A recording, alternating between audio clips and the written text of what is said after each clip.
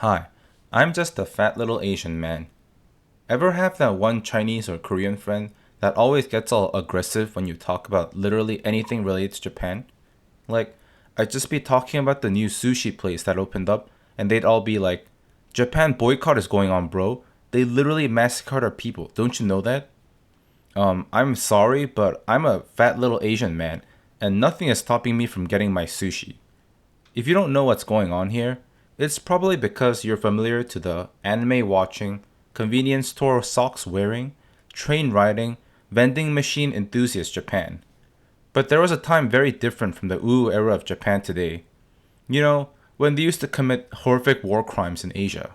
The deep social historical tensions caused by these war crimes are still a major social issue in Asia.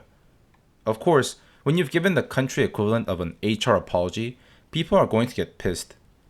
It's also because the Japanese government regularly avoids mentioning or downplays atrocities, which is actually a very Asian thing to do. Stuffing down problems and acting like they don't exist, very Asian. Easily the biggest controversy is the Yasukuni Shrine, where the politicians go to honor the soldiers of World War II, even the war criminals, which is kind of crazy if you think about it. This would be like if Angela Merkel went to Auschwitz and prayed for the souls of dead Nazis. Stuff like this results in boycotts and protests towards Japan from time to time. But honestly, it doesn't deter Japan at all. I mean, why would it? Not only did they basically get away with their war crimes, it helped them grow into one of the biggest economies in the world. How? Well, it's a mixture of Cold War politics, diplomatic interest, and a lot of money. But before we take a look at what happened, let's take a look at what Japan did. Imperial Japan was kind of a crazy colonizer back in the days, but before all that, they used to be just like any other feudalist Asian country.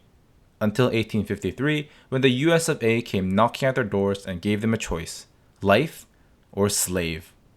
The Japanese had witnessed what happened to China after the Opium Wars, so they quickly opened up to the West. It became apparent to the Japanese that their shogunate status quo was very outdated. So they got rid of the shogun and declared the Meiji Restoration, embracing Western systems, reforms, and traditions. In a staggering speed of just 40 years, Japan went from a small island kingdom to the only modern industrial state in East Asia. The Japanese learned quickly from their colonizer senpais and gathered experience by causing Korea and beating China and Russia, becoming the dominant power in Asia. Then they started to have questionable friend choices, and from them, Japan mastered its secret method: erasing any sort of human rights in their colonies. Like how there's always that one Asian guy that's better than you, the Japanese were extremely skilled in war crimes. Let me give you a quick rundown of the Japanese war atrocities. Here's a simple one to start: genocide and mass murders. The Japanese wanted to stomp their enemies into the ground with no chance of revival, so they created as much death and destruction as possible.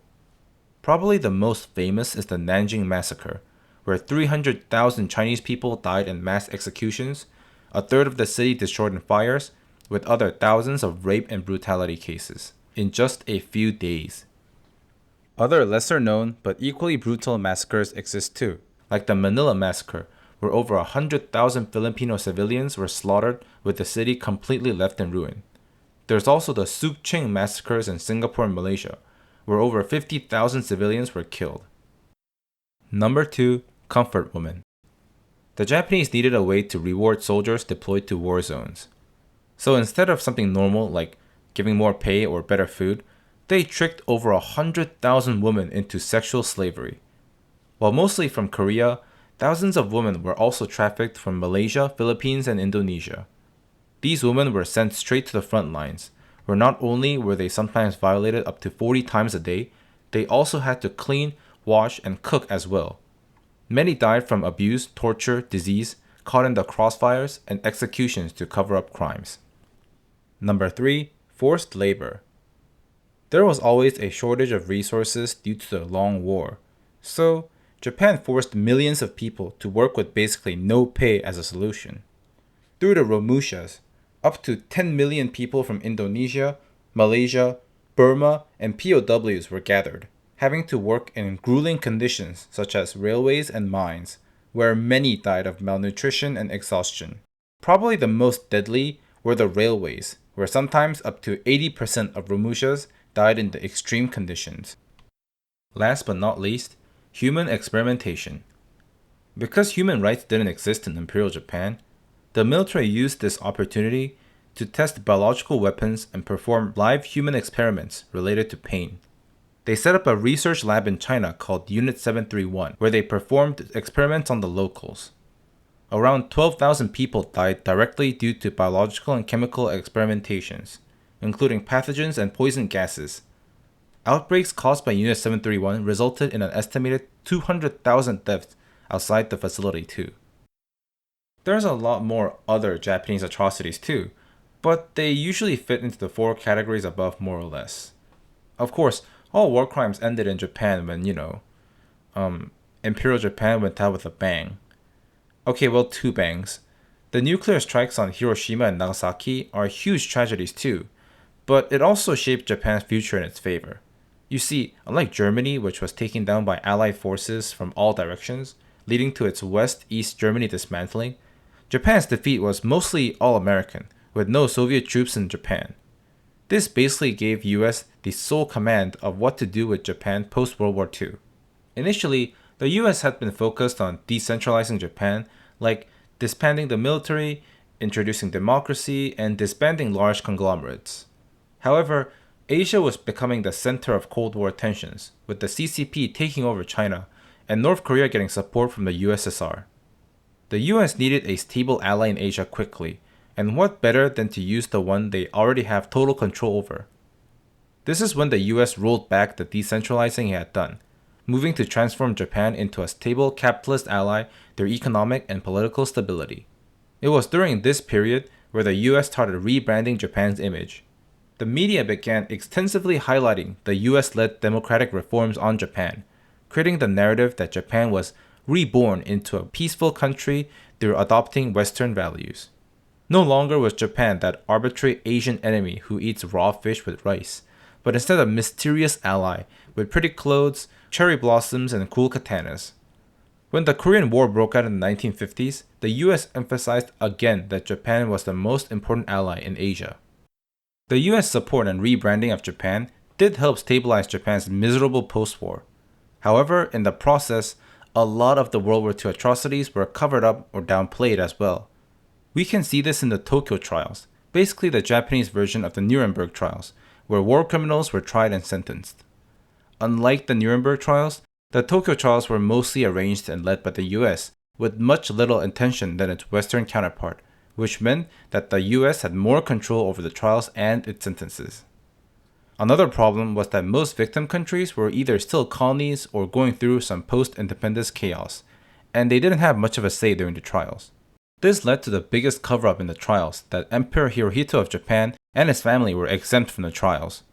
The US deemed him necessary for Japan's post-war stability, depicting him as a powerless figurehead, when in reality, he was still involved in the decision-making, such as approving the attack on Pearl Harbor and knowledge about atrocities like the Nanjing Massacre. Instead, trials centered around top military and political leaders, given the death penalty. However, subsequent rounds of trials were limited, and many officials were paroled in the 1950s. Many of these officials then went on to serve in the post-war government. The companies that led forced labor and funded Japanese military operations were given more power and resources, as they were seen as vital for economic stability. Also, many of the scientists did not face trial for human experimentation, and instead just got away with handing over their research. Of course, all of this was either censored out or just not talked about at all, distorting the collective memory of wartime responsibility. Remember, the US needed Japan more than ever. It was in their best interest to get over and hush down the trials and reparations ASAP so that they could deal with other priorities. Speaking of reparations, Japan really lucked out the most here. You see, the US didn't want its new capitalist project to run out of money from all the lawsuits it was going to receive. It was just also really convenient that the US happened to host the San Francisco Treaty, the general principles outlining the Japanese reparations. Here, the US emphasized multiple times that Japan had limited ability to pay up and it pressed Asian allies like the Philippines, South Korea, and Australia to lower their demands. This was done by a sneaky trick where the US would encourage countries to seek separate bilateral agreements with Japan. Then, the US would join in on those agreements, pressuring countries to ask for less money. Most importantly, they would frame the reparations as economic cooperation, which meant instead of paying money, the reparations were paid mostly in goods, services, and development projects spread out over a decade or two. Here's some examples. 223 million in 12 years for Indonesia, 550 million in 20 years for Philippines, and 500 million in loans for South Korea. It was actually by paying these reparations that Japan's industries would develop even further. You see, Japan had already developed its dying post-war industries by supplying equipment during the Korean War. Now, it meant that industries were ready to match the steady demand of Japanese goods created by these reparations. Plus, it gave Japanese industries the experience it needed dealing with large-scale overseas contracts to later compete globally. It's no wonder that Japan's GDP grew an average of 10% annually, and exports tripling in 12 years, showing Japan's economic expansion during the payment period. Japan's economy grew so much, the scale of Japan's economy would allow it to use its ties with Southeast Asia created during its payment period to become the top trade partner and investor in the region. By the 1970s, Japan had become the third largest economy, creating a massive trade imbalance between the developing Southeast Asian countries. Japan used the trade dependency at the time to create investment projects which exploited resource extraction and cheap labor for intensive manufacturing sectors. Later, they did stop, but only after anti-Japanese protests sparked across the region. So, basically in Asia, Japan killed up to 20 million civilians, burned all their cities, destroyed their industries, and killed millions more from forced labor and famine caused by occupation policies, but also emerged as one of the greatest beneficiaries of the reparations process. In the 1980s, Japan became the second biggest economy in the world by cheaply purchasing essential raw materials and agricultural products from Southeast Asia, then benefiting from a high return from the finished product even till today. This ironic economic success is probably the biggest reason why Japan can get away with denying or downplaying their wartime atrocities. To them, the criminals were tried, they paid the fees, and now their legal responsibility is finished. Oh yeah, did I forget to mention that Japan basically ignores all its victims? That's because they sneakily added in that once they pay the country's government, they are exonerated from all future individual reparation cases. It's why Japan can and has repeatedly denied comfort women from existing while ignoring all survivors. Probably why China and Korea have such negative views on Japan. Also, Japan's so economically and politically buff that they can basically ignore any backlash they get from continuing to worship war criminals in the Yasukuni Shrine or creating education policies to deny or downplay atrocities in textbooks. ASEAN is not really going to address these issues because Japan is one of their most important trading partners. China is Japan's biggest competitor and threat in the region, and they're not really going to care what China says. South Korea can only say so much before the US goes, "Father is going to be very upset." The times are in Japan's favor too. More people are beginning to forget about history and look at Japan more favorably. I mean, who doesn't love Japanese stuff? Anime is peak, Japanese games hit different, their fashion brands are top tier, food is great, I can personally attest to that. Japan also has one of the most international exchange programs in Asia, with highest number of foreigners yet. Even South Koreans are starting to like Japan more these days. So yeah, that's the story of how Japan not only got away with their war crimes, but profited from them as well. Honestly, I don't blame Japan. I mean, all the other countries sweep the atrocities under the rug too, right? Which, I guess that's the meta, to be honest. So, in case you ever get to run a country yourself and commit some serious war crimes, it's the meta to just cover them up and not talk about them.